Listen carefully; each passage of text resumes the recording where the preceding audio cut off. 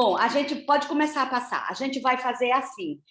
Nós somos tudo meio que amador, né? A gente tentou fazer tudo tão bonitinho.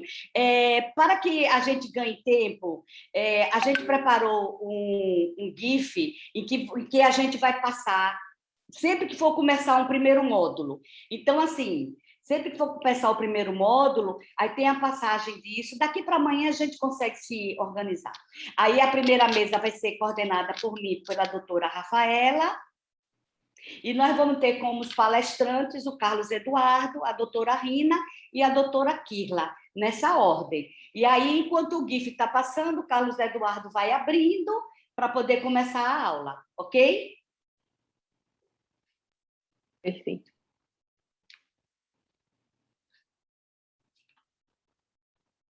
Todos com... Pronto, Carlos. Agora. Ser empolgante, eu sou das empolgadas, mas assunto que está gerando polêmica e nós vamos ter duas apresentações fantásticas, eu sei, do Charles Zelda, que vocês todos conhecem, está aí o currículo, não vou ler, e da nossa querida Rafinha. E eu acho que a gente já pode começar, Charles, pode compartilhar a tela, e aí depois o Flávio faz todas as moderações. Obrigado. Bom dia a todos, é um grande, imenso prazer, uma grande honra estar aqui com vocês nessa manhã para discutir um tema que eu acho que é muito importante para a reumatologia como um todo e para aqueles que lidam, em particular, com artrite reumatoide. Nesses próximos 20 minutos, o meu grande desafio é falar dos inibidores de Janus quinase, indicação, mecanismo de ação, perfil de eficácia, segurança. E, com relação à segurança, a gente vai fazer uma análise bem breve desses novos desenvolvimentos associados ao alerta recente do FDA.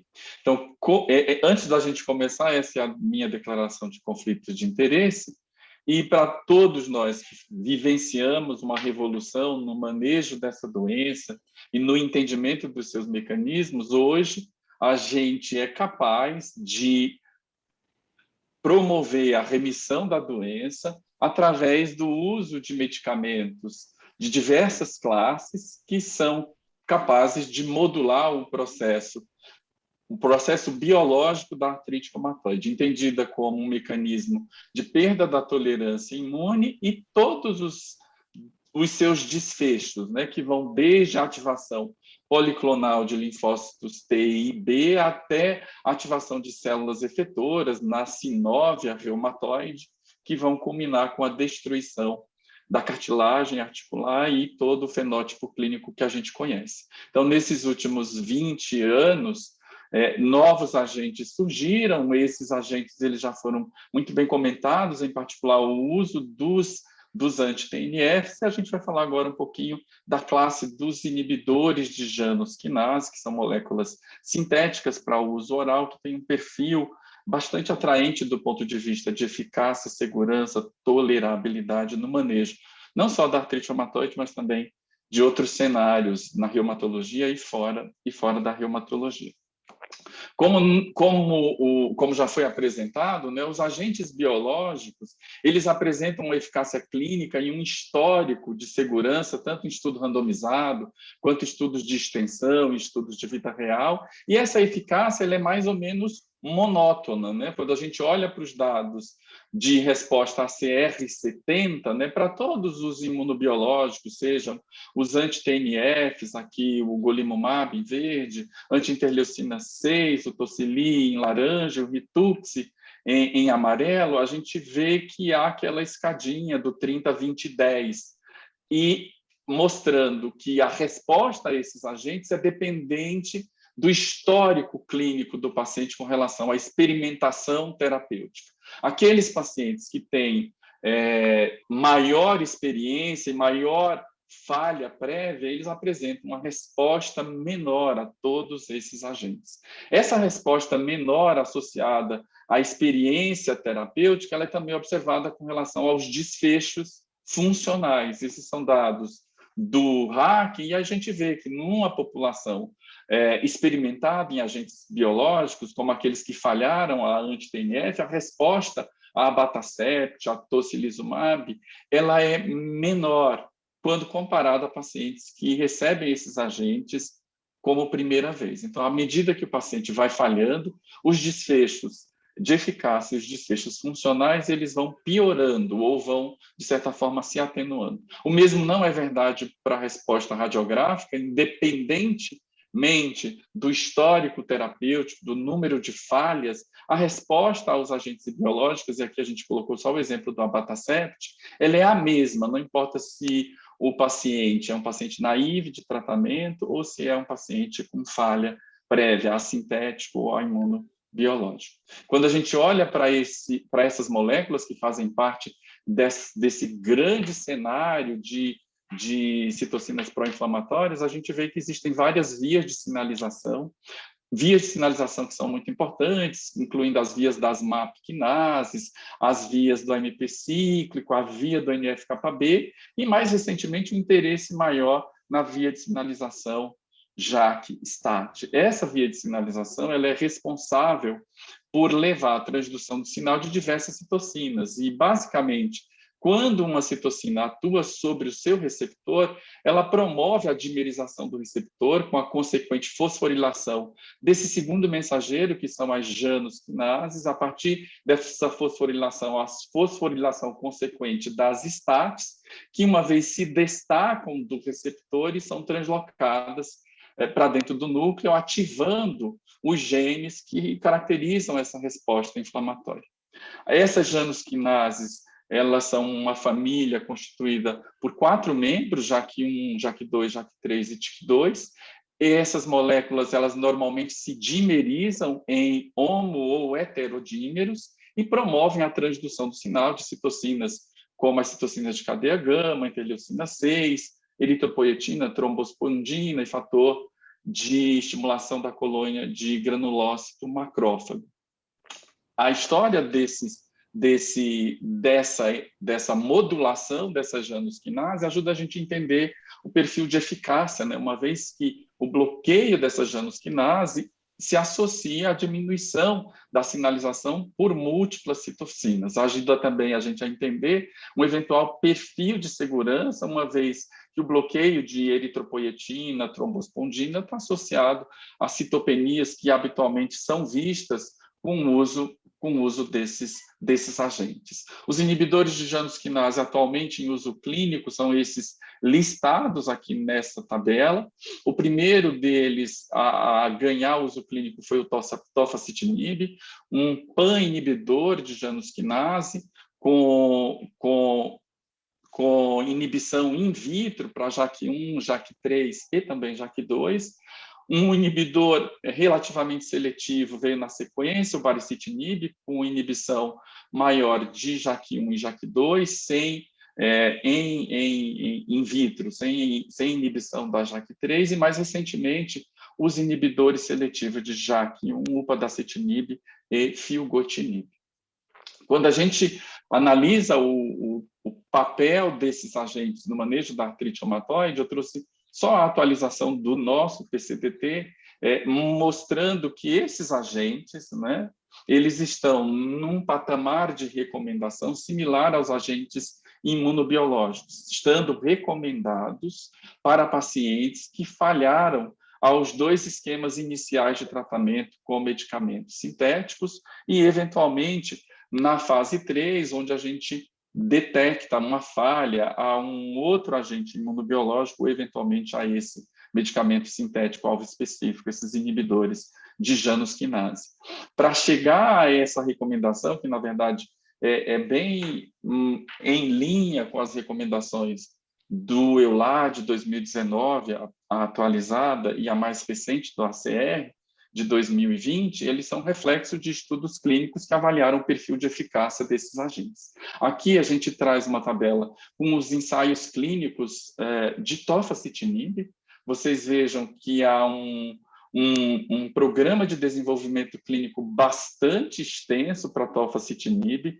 São mais de 9.000 pacientes avaliados com segmento de mais de 9 anos e meio em diversas estratégias, seja no paciente naive de tratamento, seja naquele paciente que falhou ao metotrexato e naquele que falhou aos imunobiológicos, em particular ao anti-TNF. São estudos muito bem feitos e, a partir do lançamento e da aprovação do tofacitinib nos Estados Unidos em 2012, né, já se acumularam evidências de vida real que mostram e confirmam o perfil de eficácia que foi demonstrado nesses ensaios clínicos randomizados. Eu vou chamar a atenção de vocês para o estudo oral solo, onde foi avaliada a eficácia das 2 doses do tofacitinib nos ensaios clínicos, 5 em 10 miligramas 2 vezes ao dia, num cenário de resposta inadequada a DMARD sintético e também a DMARD imunobiológico. E o outro estudo, que é um estudo comparativo direto, talvez o primeiro estudo que, na verdade, detectou a não inferioridade do tofacitinib versus a adalimumab no cenário da falha ao metotrexato. É bem interessante a gente notar também que nos cenários de paciente naive de tratamento, a eficácia desse agente é também muito interessante, né, com níveis de resposta ACR20, 50 e 70 bastante significativos. Quando a gente olha basicamente para o estudo no qual o tofacitinib foi comparado diretamente à adalimumab no cenário da falha ao metotrexato, a gente vê que a resposta em termos de alcance de resposta a ACR20 não foi diferente para o TOFA versus a adalimumab. Também não há diferença estatisticamente significante com relação à resposta em termos de RAC, né, e nem em termos de DAS28. Esse estudo, então, estabeleceu que tofacitinib e adalimumab foram não inferiores no cenário da falha ao metotrexato.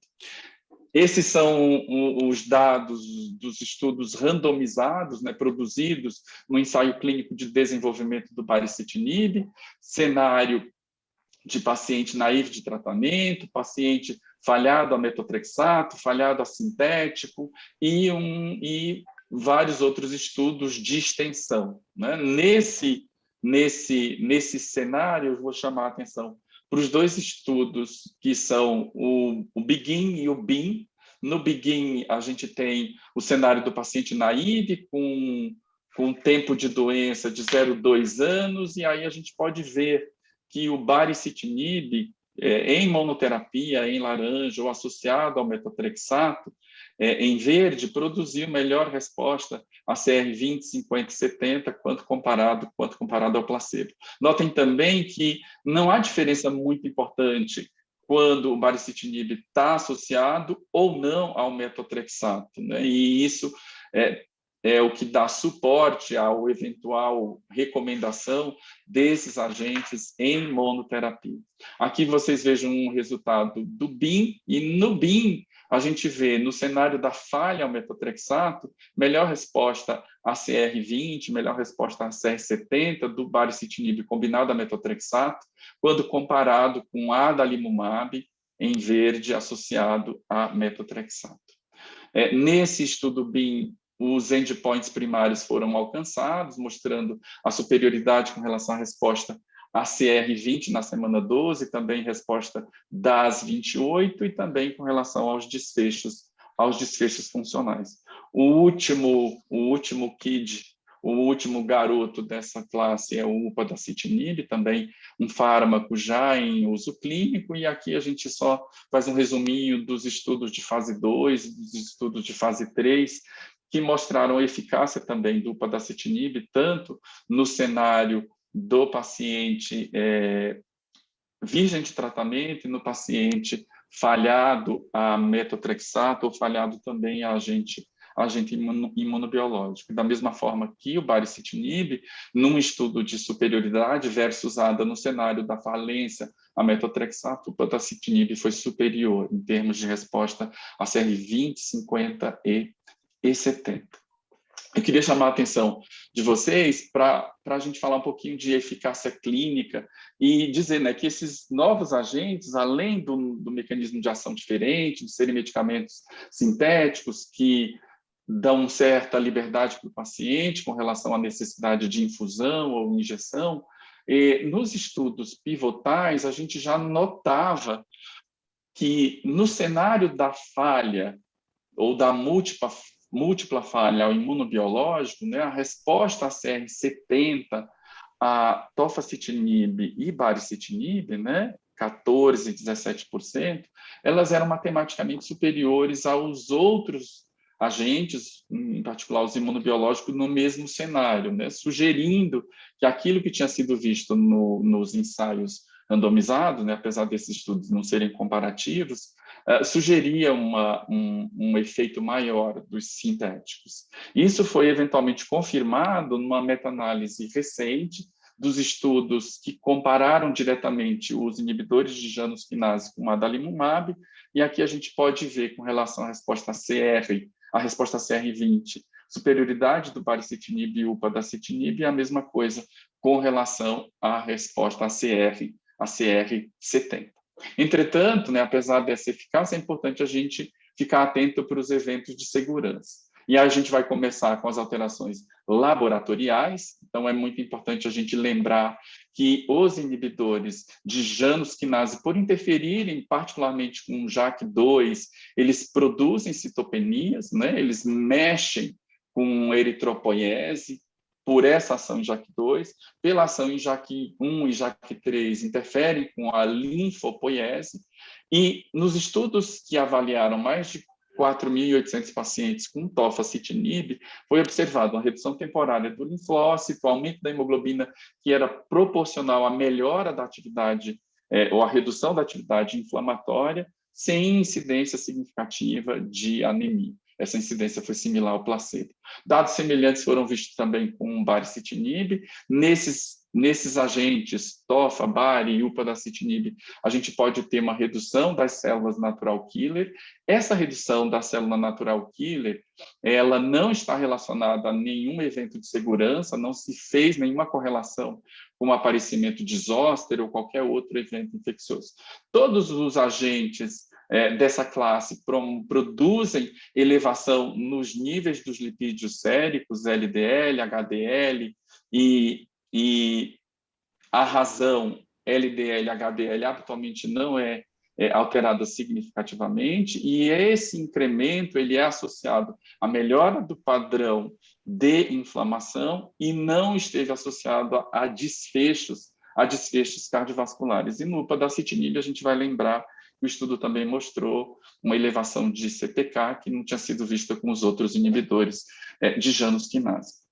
Eu aqui compilei nesse gráfico uma análise integrada de segurança de estudos de fase 1, 2, 3, extensão de longo prazo em mais de 7.000 pacientes que receberam tofacitinib. Nesse estudo, que perfaz mais de 20.000 pacientes ano, a gente pode observar uma incidência de infecções sérias que não é muito diferente dos registros históricos com os imunobiológicos, um incremento do risco de herpes zoster ou da incidência do herpes zoster quando comparado com o registro de pacientes não tratados e com o registro de pacientes tratados com imunobiológico, e outros eventos de segurança que não são diferentes do que tem sido, até o momento, reportado para os outros agentes no cenário da artrite reumatoide, incluindo tuberculose, malignidade, linfoma, trombose venosa profunda e embolia pulmonar. Os dados do baricitinib atualizados em 2019 são esses que estão mostrados aqui, e a gente fez um gráficozinho mostrando de novo basicamente a mesma coisa, né? Eu tenho um incremento do risco de eventos infecciosos sérios.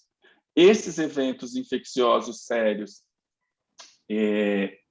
eles não estão muito diferentes do que tem sido visto também com os imunobiológicos de uma forma geral. A incidência do zóster é significativamente diferente do que tem sido reportado com os outros agentes, e o mesmo padrão que a gente vê com TOFA com relação a outros eventos adversos de significância.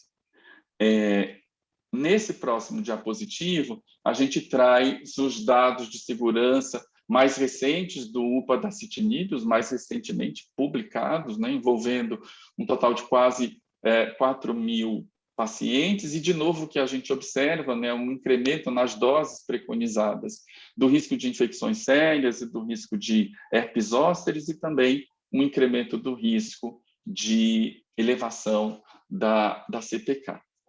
Entretanto, quando a gente observa esses dados de segurança e a gente faz uma análise comparativa com registros históricos e registros de pacientes em uso de imunobiológicos, a gente vê que a incidência, né, por 100 pacientes ano com TOFA, com BARI, não é muito diferente com relação a infecções sérias, nitidamente diferente com relação à incidência do zoster, não muito diferente com relação à incidência de malignidades e com relação à incidência dos linfomas, né? De certa forma, dando corpo, corroborando a segurança, e o que fez com que as recomendações do ACR, do EULAR e o nosso PCDT acompanhassem essa literatura e colocassem esses agentes no mesmo patamar de recomendação. Entretanto, um alerta recente do FDA, que, na verdade, é um acompanhamento de um alerta de fevereiro deste ano, dava conta da completude de um estudo de vigilância que comparou em pacientes com artrite reumatoide com mais de 50 anos, com mais de um fator de risco adicional para a doença cardiovascular, a segurança do tofacitinib nas doses 5 e 10 miligramas 2 vezes ao dia, quando comparado a inibidor do TNF. O FDA ele foi bastante sucinto no seu alerta, e nesse alerta ele só diz que, baseado nesse estudo, foi visto um incremento do risco de eventos cardiovasculares sérios, incluindo infarto agudo, acidente vascular encefálico, câncer, trombose e morte em pacientes tratados com tofacitinib versus aqueles tratados com fator de necrose tumoral alfa. Diferentemente do alerta de fevereiro, eles davam conta que esses eventos eles foram observados para ambas as doses, não apenas com a dose de 10 miligramas, como tinha sido alertado em fevereiro, mas também com a dose de 5 miligramas. E baseado nesses achados e sem apresentar os dados, porque o estudo não está publicado, o FDA recomendou um novo alerta na bula do tofacitinib, e que esse alerta fosse estendido aos agentes dessa classe, entendendo o FDA que, apesar de não haver estudos similares com baricitinib ou upadacitinib, o FDA entende que os mecanismos de ação para esses agentes são similares, e, por conta disso, atuando no lado da segurança, eles vão sugerir uma alteração na bula desses agentes. Essa alteração ela ainda não ocorreu nos Estados Unidos.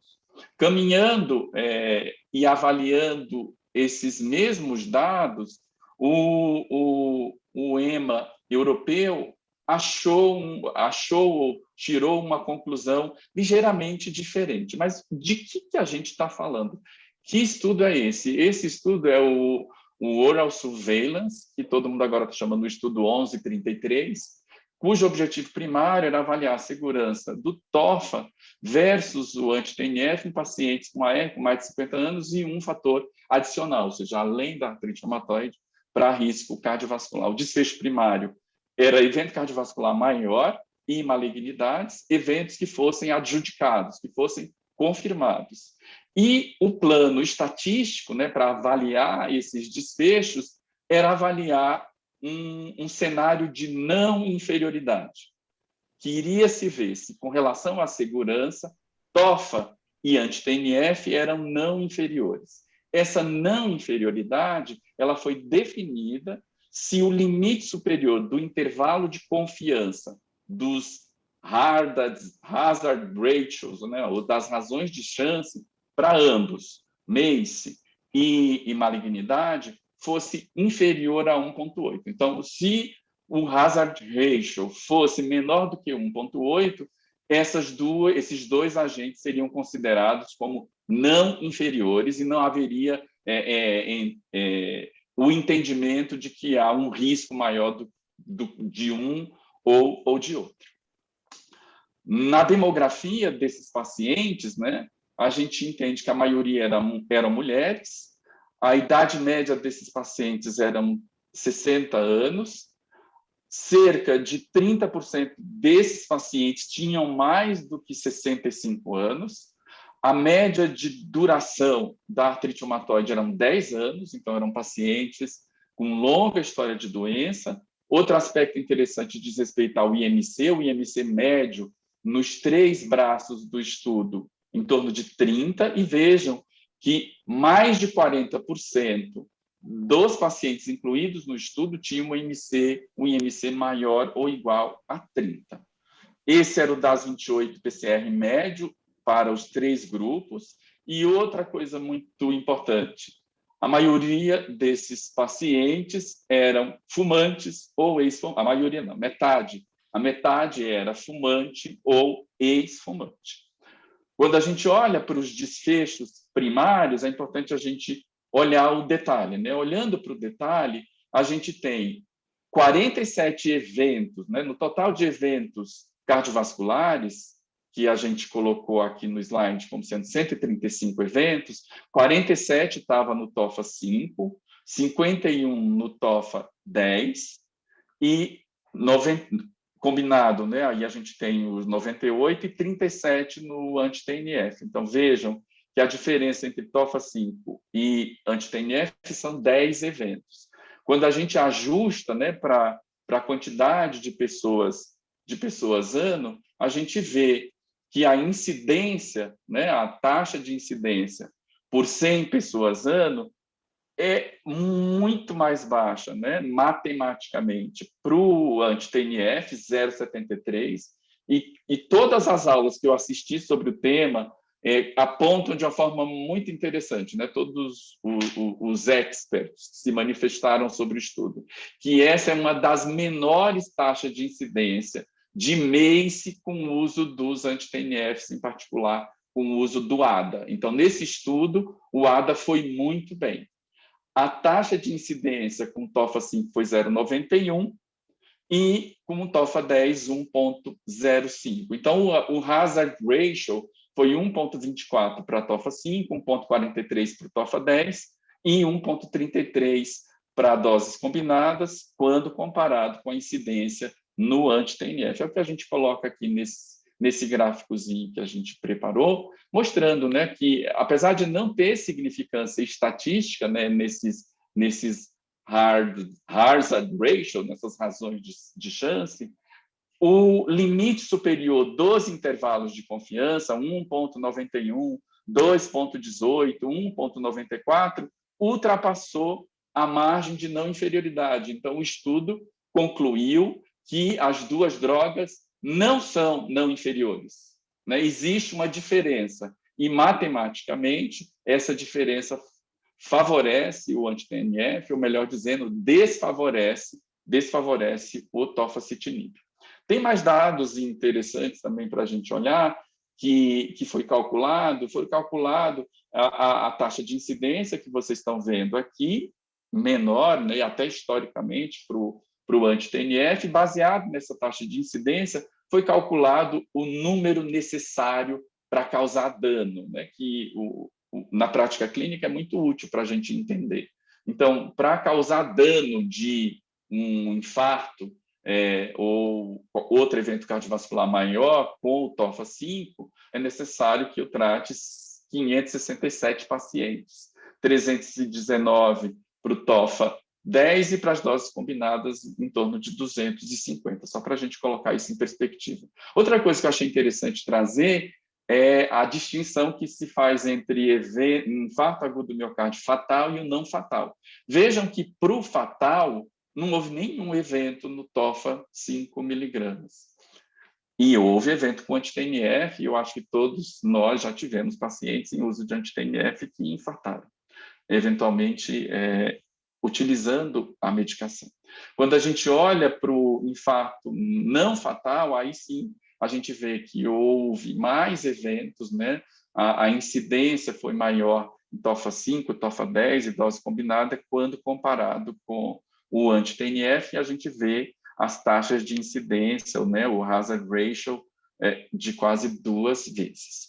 O EMA fez uma análise desses dados e pontuou que há fatores preditores para esses eventos cardiovasculares, que foram, né, nas análises, pacientes com mais de 75 anos, os de sexo masculino, que eram a minoria no estudo, os tabagistas ou ex-tabagistas, a presença de diabetes e doença coronariana prévia.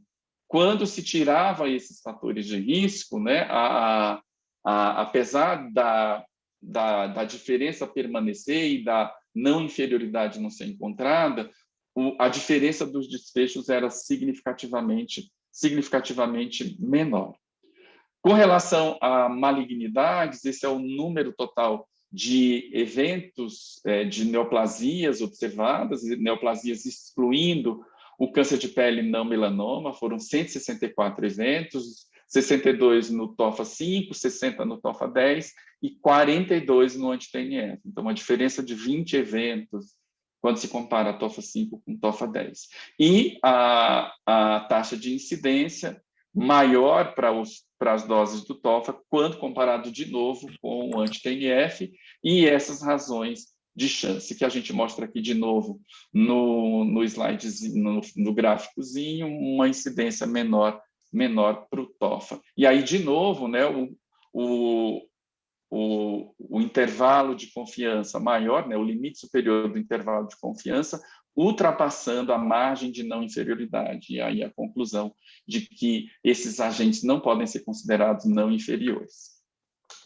Em resumo, o grupo do EMA chegou à conclusão que, nesse ensaio clínico, foi observado um aumento da incidência de infarto do miocárdio com tofacitinib, em comparação com inibidores do TNF-alfa. Mostrou-se também uma maior incidência de doenças malignas, excluindo o câncer de pele não melanoma, e na análise os cânceres mais frequentes foram pulmão e linfoma, quando se compara tofa com inibidores do TNF-alfa. E aí, nesse cenário, a recomendação do EMA é que em pacientes com esses preditores, ou seja, pacientes com mais de 65 anos, fumantes ou ex-fumantes, pacientes com outros fatores de risco para doença cardiovascular, que se use o tofacitinib apenas no cenário onde não há alternativas. Eles não fazem nenhuma menção, né, o EMA, aos outros inibidores de Janus quinase, como fez menção o FDA. E, por fim, eles sugerem que os médicos devem discutir com seus pacientes o que fazer no cenário clínico atual, de que esses pacientes já estão em uso do tofacitinib em diversos modelos. Para concluir, então, como mensagens finais, os inibidores de Janus quinase aprovados para o manejo da artrite reumatoide apresentam uma eficácia, no mínimo, comparável aos inibidores do TNF, com um perfil de segurança também semelhante, exceção feita aos achados com relação ao herpes zoster. Uma formulação oral muito atraente para os pacientes, os estudos também demonstram que, com relação aos desfechos relacionados ao paciente, dor, fadiga, rigidez matinal, esses agentes eles são mais potentes do que o anti-TNF e produzem uma resposta mais precoce. Nos estudos comparativos direto, comparando com ADA, baricitinib e upadacitinib foram melhores em termos de taxa de resposta a CR20, a CR70. O risco do zoster é aumentado e, nesse alerta recente do FDA, pontuando que no estudo Oral Surveillance foi visto um incremento do risco de eventos cardiovasculares maiores, câncer e morte em pacientes tratados com TOFA versus os anti-TNFs. Era isso que eu tinha para falar para vocês. Mais uma vez, eu agradeço a atenção, bom ouvido e a oportunidade de estar aqui com vocês. Muito obrigado. Charles, muito obrigado, excelente. Eu acho que aí os dados do Oral Surveillance foram muito importantes para a gente entender um pouco essa dinâmica e poder discutir. Doutora Rafaela Silva Guimarães, por favor, agora a sua apresentação. Foi ótima a aula, viu, Charles? Foi muito bom depois a gente discutir essa questão dos dados do Oral Surveys. Enfim, agora, teoricamente, eu teria 20 minutos, mas eu vou tentar ser o mais breve possível para a gente também não passar muito do horário da discussão. A gente vai discutir um pouquinho sobre os anti-JAKs e a doença psoriásica, certo? Conforme a doutora Ângela solicitou, eu trouxe um casinho clínico. A gente sabe que o TOF entrou agora, né, no PCDT, mas por facilidades que a gente tem de doação, né, da própria indústria, a gente já teve oportunidade, por já ter sido aprovado, né, pela Anvisa, de iniciar em alguns pacientes novos. Então, eu trouxe esse caso para a gente poder discutir. Esse caso até eu discuti numa reunião nossa aqui recentemente, mas eu não tinha os dados do raio-x da paciente e agora eu tenho. Então, residentes, prestem atenção, coisas diferentes aqui nesse caso. Então, é uma paciente do sexo feminino, 58 anos de idade, tinha uma história prévia de psoríase em placas desde 2011, além de distrofia ungueal, e tinha artrite também, tá? Mas aí a gente vai discutir um pouquinho sobre essa questão de como foi esse acompanhamento dela. Quando ela começou a acompanhar no serviço, ela tinha o diagnóstico de artrite reumatoide, o fator reumatoide dela era negativo, é hipertensa, diabética, obesa, e essa questão da psoríase, na verdade, ela nunca relatou, ela fazia flares, então coincidia de não ter no momento da consulta, e tinha ficado como uma artrite reumatoide, fator reumatoide negativo. Ela nega tabagismo também, tá? Ela iniciou o tratamento com metotrexate, mas fez uma intolerância do trato gastrointestinal. Depois, a gente associou leflunomida, mas em 2017 ela fez uma hepatotoxicidade e também tem um relato que ela fez alteração de parênquima pulmonar, padrão de PINE. Eu trouxe a tomografia para a gente ver. E aí foi se aventada a possibilidade que esse pulmão dela tivesse sido relacionado com a leflunomida. Existem poucos relatos, de fato, falando que a leflunomida pode dar, enfim, tem aquela questão, será que não é a doença em atividade? Pelo sim, pelo não, foi suspensa a leflunomida dela, certo? E aí ela subiu do ambulatório e passou anos só com prednisona de 5 mg dia, e ela estava muito bem da artrite. Então, ela tinha começado o metrexato, fez essa intolerância, fez a leflunomida, fez a hepatotoxicidade, esse pulmão aí que ficou interrogado se foi leflunomida ou não. Fato é que ela ficou só com pred 5 e ficou muito bem, tá? Essa aqui era a tomografia dela, observa que tinha algumas áreas de vidro fosco realmente pouquinhas, 2017. Quando foi em dezembro de 2019, ela voltou ao ambulatório em uso de prednisona 10 mg dia e trazia uma nova tomografia de 2019, 2 anos depois daquela que eu mostrei agora, que evidenciava uma piora do padrão em vidro fosco em relação ao estudo prévio dela, certo? E ela chegava com um quadro articular assim, dor e edema, né? Principalmente em mãos e punhos. Esse era não consegui pegar muitas fotos, mas aqui a gente vê realmente que tem realmente um padrão de piora do vidro fosco, nada grave, mas realmente tinha uma piora do padrão de vidro fosco. E a gente pediu um ultrassom para ela das mãos, na época, a Nara fez, tinha presença de sinovítico, pós-Doppler positivo em punhos, metacarfalangianas e interfalangianas proximais, exatamente onde a gente conseguia ver clinicamente que ela tinha, e nós pedimos um raio-x das mãos, para poder avaliar melhor esse quadro dela do ponto de vista etiológico, certo? Só que ela não tinha trazido. Bem, ela tinha feito metrexate, intolerância, leflunomida, ela tinha tido esse problema, enfim, da hepatotoxicidade e do pulmão, e a gente precisava fazer alguma coisa a mais para ela.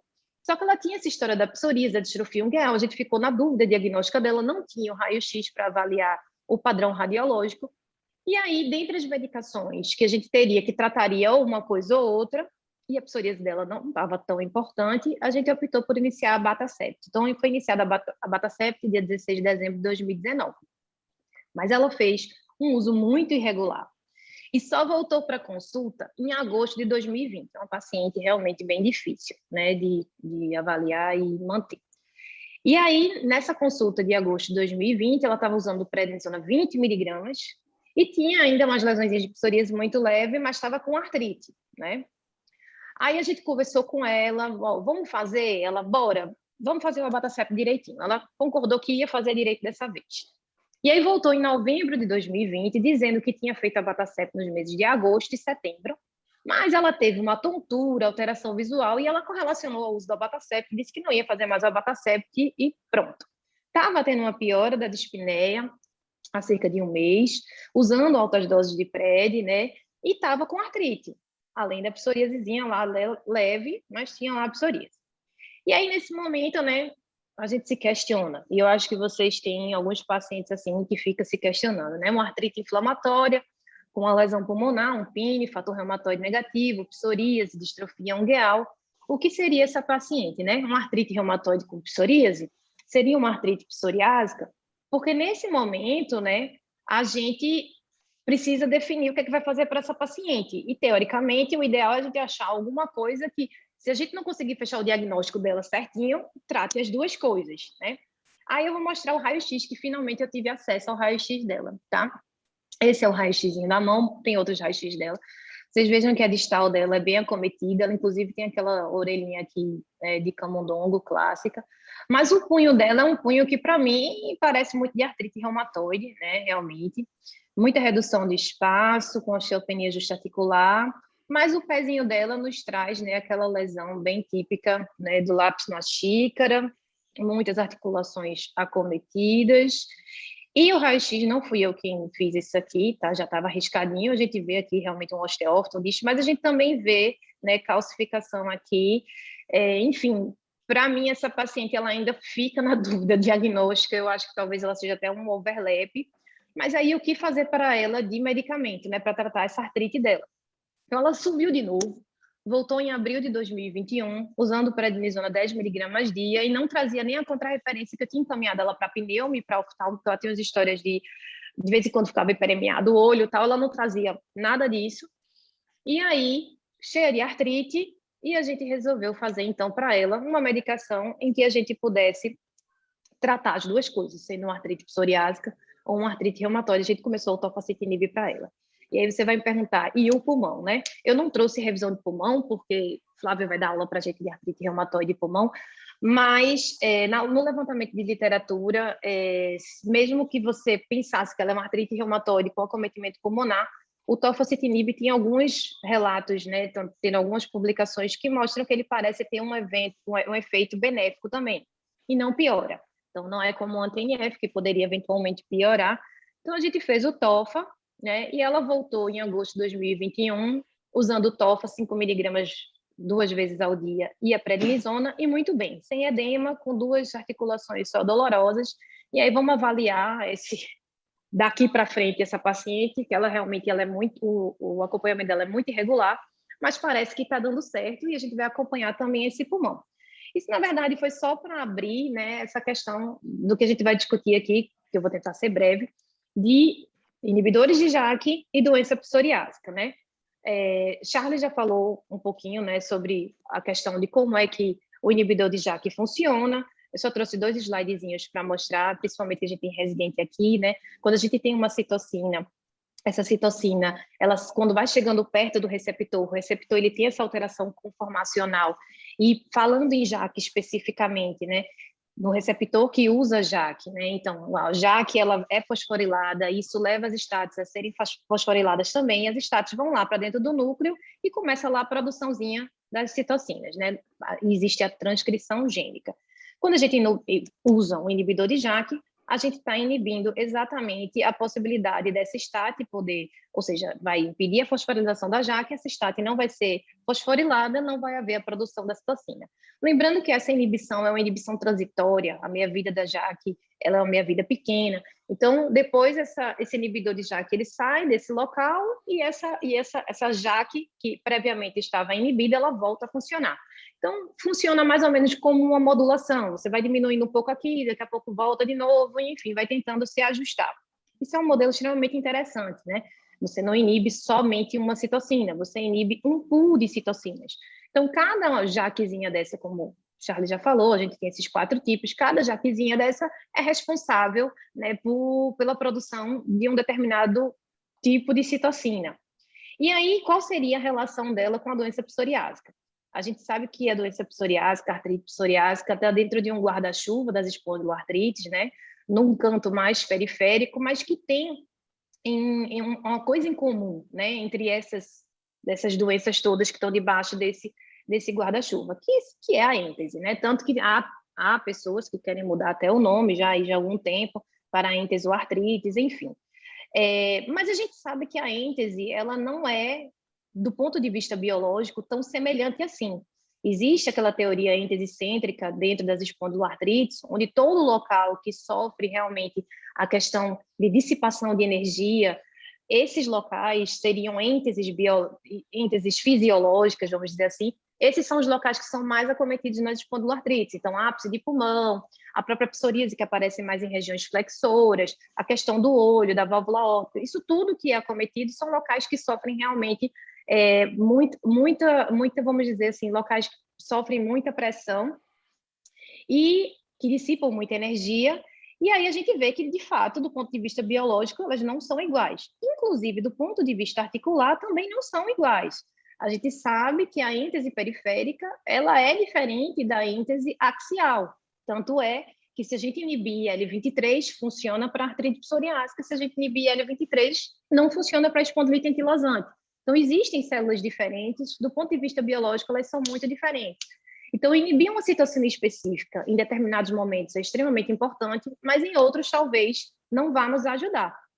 Então, a gente tem uma doença extremamente heterogênea. A doença psoriásica, ela tem vários tipos de fenótipos. É difícil, né, da gente definir, às vezes, qual a melhor abordagem terapêutica. A gente tem sempre que montar um quebra-cabeça e, dentro do nosso racional fisiopatológico e clínico, definir qual vai ser a melhor estratégia para aquele paciente específico. Então, quando a gente vai ver do ponto de vista fisiopatológico a doença psoriásica, vejam quantas citocinas diferentes são produzidas no âmbito da doença psoriásica que vão culminar com a inflamação, levando à possibilidade de dano sem volta mais, né? O dano que a gente diz que não vai mais realmente, a gente não vai conseguir melhorar se a gente não diminuir essa inflamação a tempo, né? E aí, indo um pouquinho mais, deixa eu passar aqui, indo um pouquinho mais profundo, a gente vê que as principais células que estão trabalhando na doença psoriásica, que são essas células da imunidade inata, elas produzem diversos tipos de citocina. A gente sabe, sim, que existe um papel da interleucina 17 muito importante na doença psoriásica, na espondiloartrite axial, bem como do TNF, mas vejam que outras citocinas também estão sendo produzidas ali, e essas citocinas que estão sendo produzidas, elas são capazes de induzir resposta com outras citocinas, a partir daquele racional inicial que a gente teve daqueles receptores que quando se ligam à citocina, vão estimular a produção de outras citocinas, e aí a cadeia, né, a bolinha de neve. Então, só para tentar deixar um pouquinho mais claro aqui, quando você tem uma estimulação do ponto de vista inato, você vai ter uma produção de um pool de citocinas que vai estimular as célulazinhas do ponto de vista intracelular. Então, as citocinas vão chegar lá na membrana daquela célula T, ou, enfim, de uma célula outra da imunidade inata também, que vai levar a uma geração de várias outras citocinas que vão estimular ainda outras células a produzir o dano, seja na artrite reumatoide, na artrite psoriásica, na própria psoríase, né? E aí, a gente tem que ter a noção de que não é só uma citocina que está produzindo aquela resposta específica. Apesar da gente saber que existe um papel muito importante da interleucina 17 nas espondiloartrites e que a IL-23, que é tão batidamente falada, né, estimula essa citocina, a gente tem outras citocinas, como eu mostrei nos outros slides, estimulando esse tipo de resposta também. Então, o racional de você inibir várias dessas ao mesmo tempo, de forma inclusive reversível, é muito interessante. Então, mais uma vez, ratificando essa associação da doença psoriásica com os inibidores de JAK. E só para bater mais uma vez a tela, que outras citocinas, não só a IL-23, é responsável por essa produção da IL-17. E a IL-7, né, ela é inibida pelo JAK1, né? A gente pode observar aqui a JAK1, JAK3, que se você inibir JAK1, JAK3, você inibe a produção da interleucina 7, assim como a interleucina 23, pelo TIC2, ela também é inibida. Então, é bem interessante esse racional. Para deixar mais claro aqui, todas as citocinas, né, que são inibidas de forma direta, então essas que são vermelhinhas, né, o inibidor de JAK, ele consegue inibir diretamente a produção, e os que estão em azulzinhos, eles são inibidos de forma indireta, porque se eu inibo aquela citocina-chave que produz aquela outra citocina, eu estou inibindo de forma indireta ela. Então, para ficar também mais claro aqui, mais didático, observe que nem todos os receptores usam inibidor de JAK. Por exemplo, os receptores de TNF, da IL-17, eles não usam o JAK para estimulação e produção de citocinas do ponto de vista intracelular, intranuclear, né? Mas, se eu inibir a JAK, eu, de forma indireta, estou inibindo também, né, um TNF e anti-interleucina 17.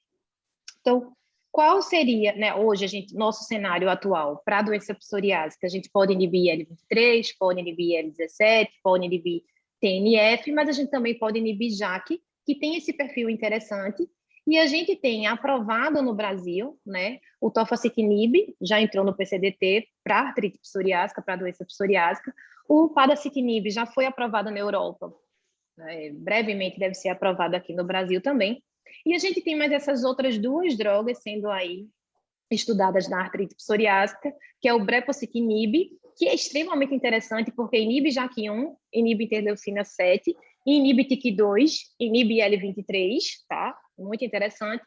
E o deucravacitinib, que inibe TYK2. Então, todo esse aqui, a gente tem um arsenal novo para a doença psoriásica, né? Para a gente poder ter mais oportunidade naqueles pacientes que têm necessidades não atendidas ainda também.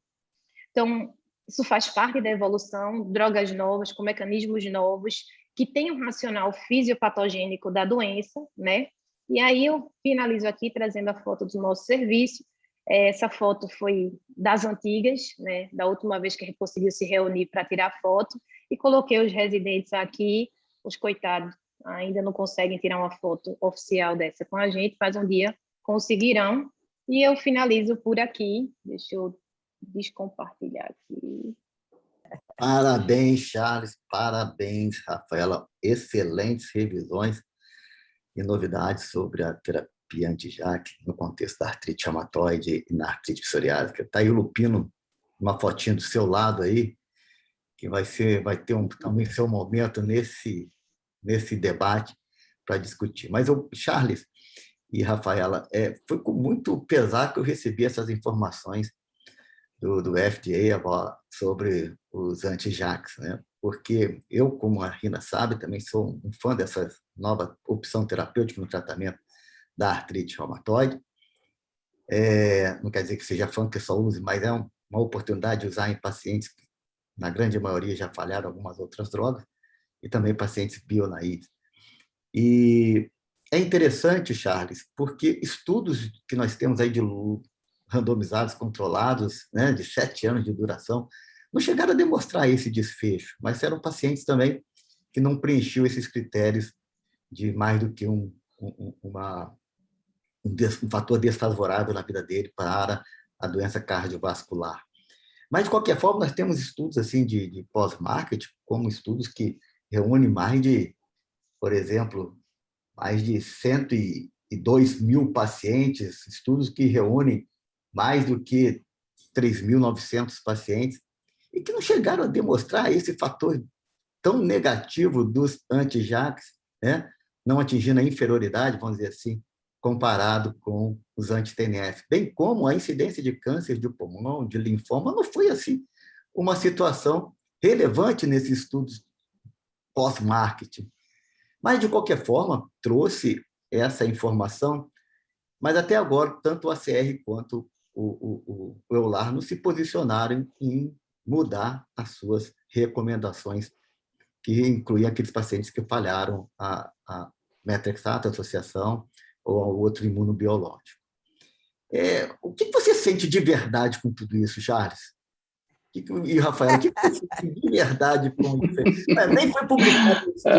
Ô, Flávio, eu vou pegar um divã, eu vou me deitar aqui agora. Chamar dois psiquiatras. Para a gente falar sobre os meus sentimentos. Olha só, eu acho que a gente não pode varrer o estudo para debaixo do tapete, né, e negligenciar a importância dele. É um estudo muito bem feito, que foi muito bem desenhado e com um planejamento estatístico bastante claro, né? O que eu acho que a gente precisa fazer, tanto como reumatologistas e também como sociedade, é eventualmente interpretar de forma adequada quem tem que, na verdade, fazer uma recomendação, que é a agência regulatória, né? Nós, reumatologistas, não somos agentes reguladores. E aí, quando você assiste os americanos falando do alerta do FDA, a primeira coisa que eles dizem é: alerta do FDA, a gente tem que atentar por uma simples razão, porque existem advogados no mundo, né? E a questão dessa judicialização da medicina, né, e particularmente nos Estados Unidos, é muito forte. A percepção dos americanos também é que o FDA ele tem sido muito criticado com relação à ausência de alertas em outros cenários. Então, eles estão sendo muito mais do que cautelosos em emitir esse alerta ao primeiro sinal. O que a gente não sabe é se os dados desse estudo serão reproduzidos em estudos semelhantes, né? Então, essa é a grande dúvida. E o que a gente vai fazer do ponto de vista prático?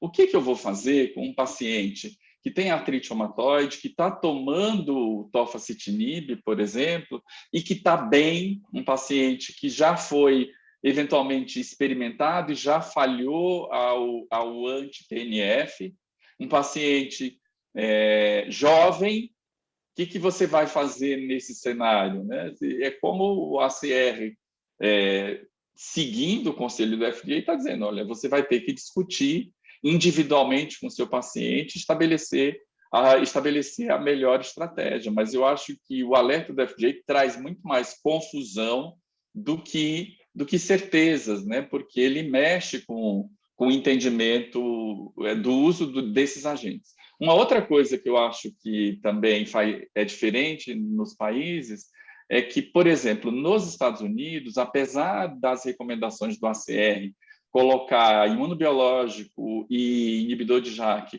no mesmo patamar de recomendação, muitos convênios americanos só liberam os sintéticos depois de falha ao imunobiológico, né? Então, de certa forma, esse cenário de indicar o TOFA ou o baricitinib, que nos Estados Unidos é aprovado na dose de 2 miligramas, não na dose de 4, para alguns cenários médicos não mudou, né? Porque as pessoas vão continuar prescrevendo o inibidor de JAK apenas depois da falha. Teve até um grande debate no ACR do ano passado e 70% da audiência votou em usar primeiro o imunobiológico e depois usar o sintético, né? Muito mais baseado não em evidência, né, mas no sentimento de que eu me sinto mais confortável em usar um agente que eu venho usando há mais de 20 anos. Eu acho que na prática clínica a gente vai ter que, obviamente, individualizar. Acho muito pouco provável que o ACR ou que o EULAR venham a fazer uma modificação no fluxograma de tratamento. Eu acredito, assim, é o meu pensamento, é o que eu acho. Às vezes eu acho tanta coisa e eu acho tudo errado, nada se confirma. Mas eu acho que eles vão manter o fluxograma e fazer o adendo de que em pacientes com risco cardiovascular, em pacientes com risco de neoplasias, aqueles subgrupos mais de 65 anos, tabagistas ou ex-tabagistas, com antecedente cardiovascular prévio, não usar a classe, se não houver alternativa. Outra coisa interessante é que o FDA ele colocou esse rótulo nos inibidores de JAK e só fez exceção aos inibidores de JAK usados no cenário das neoplasias, né? Então, vale para artrite reumatoide, para psoriásica, vale para tudo. Para o FDA, colocou tudo no mesmo saco. E vem num momento assim, eu acho que é um momento que reflete o nosso mundo. esse alerta do FDA para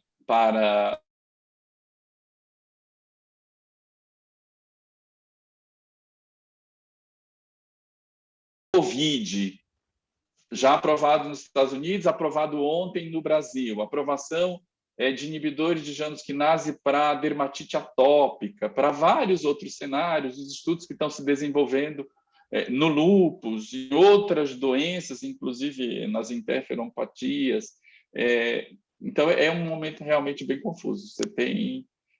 A gente tem que ficar realmente atento, alerta. E não acho que vai ser uma mudança no que diz respeito às recomendações de tratamento. Eu não acredito que isso vai acontecer, não por hora. Porque quando a gente pergunta, né, para os experts na área, né, ninguém tem certeza de que esse resultado vai ser reproduzido num estudo que tenha sido feito no mesmo desenho. Ok.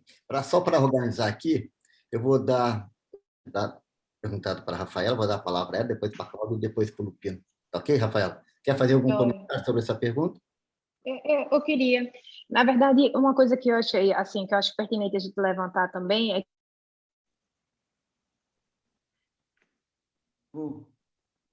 Cortou. Estão me ouvindo? Agora.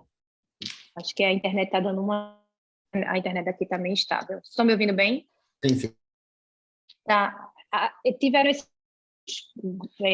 3 braços, mas não teve um grupo de artrite reumatoide com, por exemplo, metotrexate, como se fosse um controle, né? Assim, um grupo para a gente ver se esse não seria, talvez, o que a gente viu no TOFA, não seria, talvez, o normal artrite reumatoide com metotrexate, e o TNF talvez tivesse um fator protetivo, não sei. Assim, são coisas que a gente pode suscitar porque não houve esse outro grupo, entendeu? Então, eu acho que, de fato, tem que ainda ter mais coisas, né? Tem um estudo na artrite psoriásica, que já tem, acho que, se não me engano, 4 anos, já avaliando a mesma coisa, e não houve esse aumento. Então, será que na artrite psoriásica é diferente? Ou será que essa questão do trabalho é que ficou faltando, né? Enfim, não sei, eu acho que, por hora, levantar todas essas considerações, doença cardiovascular prévia, de ter idade mais velho, né? Assim, mais de 65 anos, de ser tabagismo não, eu acho que a gente deve colocar em prática, eu acho que não tem por que a gente não colocar em prática, mas, além disso, eu não vejo diferença na minha conduta diária, não, entendeu? Mas aí pode passar para o... É para a Cláudia agora, então. Por favor, Cláudia. Oi. Não, eu ia compartilhar um caso aqui, uma angústia, na verdade, que eu tenho, mas eu acho que pelo adiantado da hora e pelos comentários que o Charles e a Rafaela já fizeram aí, eu acho que me atende, né? É aquela angústia do paciente idoso com história de doença cardiovascular prévia, que tem uma história de neoplasia de próstata, que fez uma tuberculose gravíssima, começou a articular, depois fez uma disseminação, e aí eu não quero usar anti-TNF e pensei em usar o inibidor de JAK, mas aí veio esse warning aí do FDA. Então, assim, às vezes a gente fica um tanto amarrado nesses pacientes, e aí era para ouvir o sentimento, né? De novo, vamos botar um divã, mas eu acho que já passou o sentimento. Então, assim, eu acho que a palavra é parcimônia, né? É você olhar com cuidado esses pacientes e, antes de iniciar, realmente avaliar todos esses fatores de risco. Eu não sei o que eu vou fazer para esse paciente ainda. Abatacept subcutânea. Ô, Claudinha... Abatacept subcutânea. Ô, Cláudia, eu acho que a gente está ferrado, a gente brasileira, a gente está ferrado no seguinte sentido, né? A agência regulatória manda a gente compartilhar esses riscos com o paciente. E aí, normalmente, né, principalmente no cenário americano, né, eles realmente compartilham, olha, o seu risco é esse, falam do número necessário para causar dano e, eventualmente, fazem uma decisão compartilhada aqui com o paciente. A gente, principalmente no cenário público, a gente vira pai, mãe e faz as decisões pelo paciente, muitas vezes não porque o paciente não queira participar, mas porque, eventualmente, ele não tem o entendimento necessário para compartilhar esse risco, né? E aí, nesse sentido, né, uma decisão que vai acabar sendo de quem atende, né, da assistência mesmo. Lupino, 2 minutinhos, pode ser? Ah, tranquilíssimo. Na verdade, eu quero só saber a opinião de vocês, se existiu na nota uma extrapolação de um estudo de TOFA para uma classe. E cada vez menos eu acredito em efeito de classe. Cada vez mais fica mais claro para mim. A doutora Rina colocou aí as diferenças, por exemplo, do certolizumab com o adalimumab, assim, vamos... Poxa, não é um retrocesso você pegar um estudo de um medicamento e fazer um warning para a classe, sendo que até pelo mecanismo pode ser um pouco diferente. Então, para mim, acho que o principal disso, o mais angustiante, foi essa coisa, tipo, dar um tiro aí de 12 cano cerrado, acerta todo mundo como se todos fossem iguais. Queria ouvir a opinião de vocês.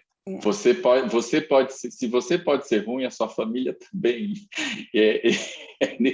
Acho que é nesse entendimento que o FDA fez um warning. E o pior todos esses dados que a gente apresentou do oral surveillance, eu tirei da nota não do FDA. O FDA não dá dado algum. Na nota do EMA, a gente consegue encontrar alguns dados. E numa aula, que foi uma aula patrocinada pela Pfizer, aí eu copiei, né, tirei foto da aula para a gente ter aqueles dados que eu mostrei para vocês.